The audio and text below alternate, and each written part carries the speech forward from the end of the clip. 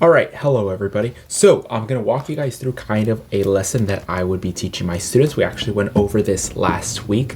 It was a Friday, and it was basically an introduction to chapter 5-2 exponential functions. So before actually going into the lesson and going through every single part and how I approach different types of learners, let me kind of go over bit talking about the philosophy of my teaching and basically what I believe is a successful lesson. At least myself, I teach high school. I teach high school freshmen. I teach math 1 and specifically. But yeah, I just teach freshmen at a high school level, and a lot of them are not the best at math. A lot of them come in really not liking the subject. But it is fighting an uphill battle. But my philosophy is knowing, me being young myself, I understand these students are not that far different than I am, just because I'm just a couple years older than them, around like 7. But the idea is that a lot of our youth today have a really short attention span. So you guys being teachers, you probably know what I'm talking about, specifically our new generation. They spend a lot of their time online, spend a lot of their time on TikTok, and they're used to, hey, if you don't capture them in those 15 seconds, it's like they scroll to the next video. This is why I think having a decently fast-paced lesson is important. And, not talking, not lecturing for the entire period, the entire 50 minutes, I think it's very beneficial for our students because really, I try to go through my lesson pretty quickly. I would probably say I'm trying not to talk more than 15 minutes. I give myself that cutoff, try to have a mini lesson, and then provide a lot of time where they get to practice, where I can provide walk around and provide a lot of intervention for a lot of these students because, they do have a lot of gaps in their learning. Now, planning wise, the curriculum, we use the Savvas curriculum. It is our second year using it. Me being a first year teacher, it was introduced last year. Our amazing math department, we work great together with a lot of planning. They have helped me quite a lot. They share their pacing guide that they began using last year, and a lot of shared resources between the department. We work very well with each other, where we share resources together. I might find some, they might find some, and we're just sharing resources that goes along with the curriculum. The curriculum is mostly used for pacing, seeing what areas we need to cover, and then grabbing some topics from, like some questions from the curriculum that feel like are useful. I will say the curriculum does seem quite fast-paced and quite advanced for the level of math these students are. So my goal is like, hey, if I can get them the procedures, if I can get the basics down, then they are ready. Then they can show me that they are good enough to pass Math 1. The standards and objectives, I always write out my objectives, and basically before starting the actual lesson, I walk in, I greet them, hopefully everyone's having a good day, and then go over, hey, here is the rundown of what we're going to be doing, what we're going to be learning.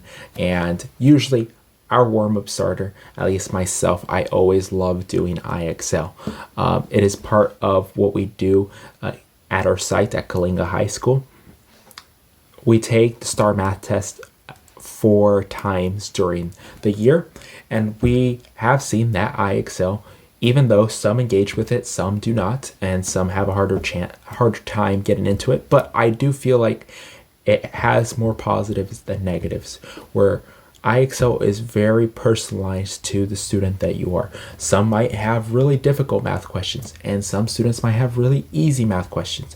But the thing is, they're learning and getting exposed to new things that they might have not seen, or maybe items that they're not as confident in. They might have a question about it. They might say, hey, Mr. Ramos, how do you do this? And this is the perfect way of approaching those learning gaps and try to fill those learning gaps in. So I really enjoy doing IXL. It could be from 5 to 10 minutes every single beginning of the class period, depending how long the class period is, how much content we need to get through.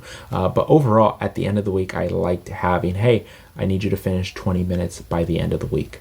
As well as if they do get more than 20 minutes, I like offering them extra credit. I feel like it gets them engaged and gives them a reason to, hey, maybe I should do even more. maybe do some on my own time. It can help out my grade. So having that incentive is very important for students. Incentives are the key. So if you could take anything from this presentation, is incentives are the key. Students will not do work just for the heck of it. It is really important that they get rewards from it and they feel like they are striving toward a goal. Now, let's actually kind of get into the lesson. So I really like going into IXL for the first 5 to 10 minutes. I'll walk around, check on them. It's a good way to get the technology and having them engage with it. Now, let's actually go into the lesson that we actually went through, 5-2 exponential functions. So I'll kind of relate it to past topics because I just enjoy doing that, saying, hey, it's like, hey, we've talked about functions before. I think a really important thing with students is that, a lot of them really dislike math, and it is very important for them to not be afraid and to not disengage with the topic right away. So I'll try to be like, hey, don't worry, it looks really confusing. I will explain it and make it as easy as possible for you. And I really think that helps with students, taking away that barrier that it's like, hey, I do not understand this. This looks confusing, and then just not wanting to learn.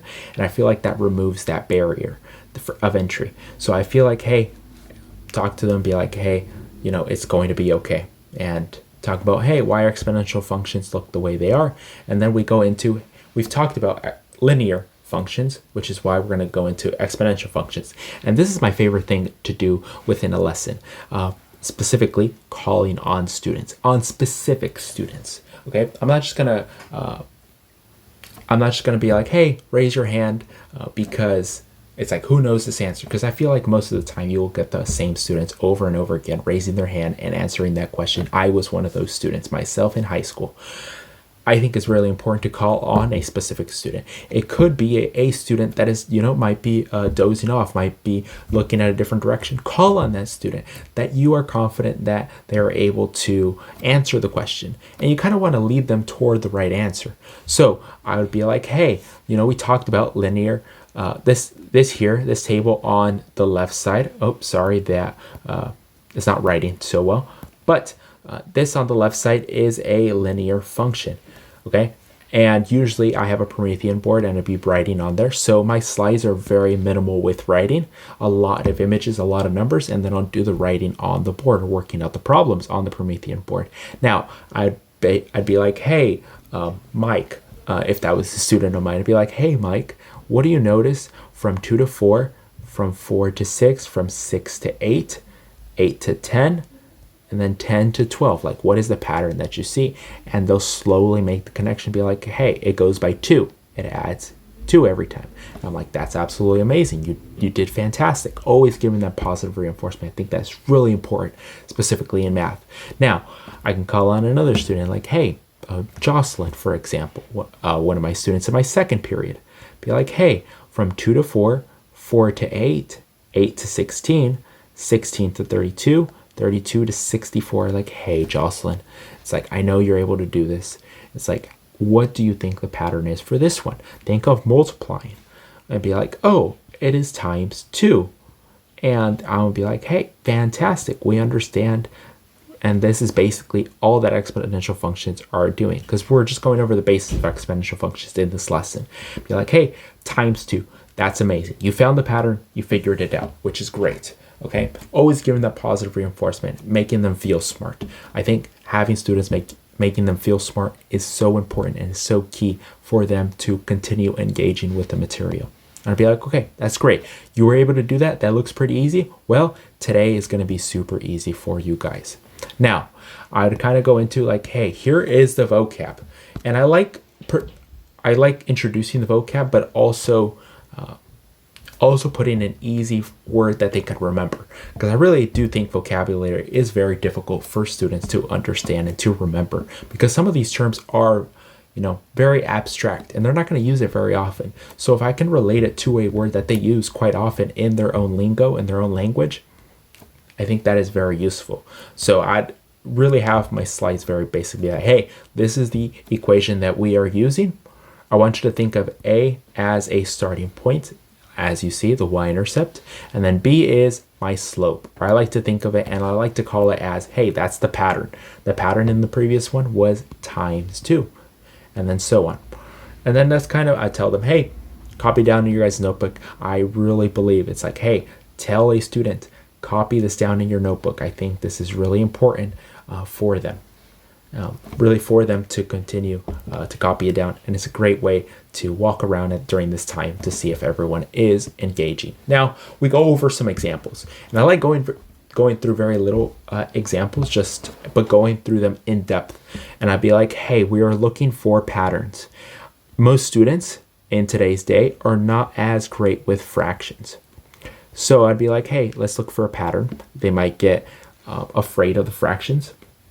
And I'd be like, hey, don't worry too much of the fractions. What about 1 and 3, 3 to 9, and 9 to 27? Once again, call on students specifically. I think that is really important for the success of a lesson. Calling them by their name. Be like, hey, Emilio, like, can you answer this? It's like, do you know what the pattern is? And they can tell me, hey, that is times 3.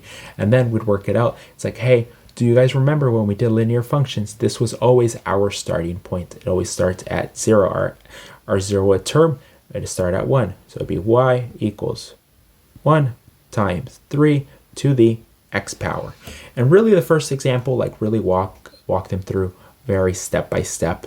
And then the second one, you can kind of be like, hey, they'll get it much more often. And they'll find it much easier, the second one, than the first one. Now, exponential functions can have increasing and decreasing, so I want to show them one of each so they never get fooled. And then you can see here, it's like, hey, here they get divided by 2. And really, all that I love doing is every single thing that I'm writing, every single thing that I'm figuring out, I always love asking the question for the student to figure out themselves. And then we'd figure out this one, we'd write it out. Now, let's actually get into the activity. So this would probably take around 15 minutes. I am not sure why it doesn't want to erase now. There it is. Okay. And then the last around 15 minutes of class, I always enjoy students practicing some on their own and also with their partners or the people around them. Now, this is the activity that I had for them to do. I could put questions around the walls. I've tried that as well. But for this one, just for it to be easier, I just wanted to post three problems right here. Now, I had them do these 2 problems and be like, hey, by the end of class, I need you to finish this, and I will check you off. You will get your full points for today. And you have shown me that for today, you understand the topic. Now, this one right here is not very difficult, I'll be completely honest, but I offered him like, hey, you want some extra credit? Complete that third one as well. So it really engages students. Probably should have made this one harder, I'll be completely honest, for extra credit, but it also gives people a chance. It's like, hey, a lot of them are scared of negatives, so it gives them a chance to approach that one and pursue it for extra credit. So offering those 2 is like, hey, you need to do this, but there's also this thing for those students that are a bit more advanced. It handles both of those students. Now, this activity worked out great, and it is also my way to formally assess it's like how students are doing. And it's my perfect time to walk around, provide intervention for those students that were completely lost by the lesson, which is okay. If students are lost, that's perfectly fine. It's understandable.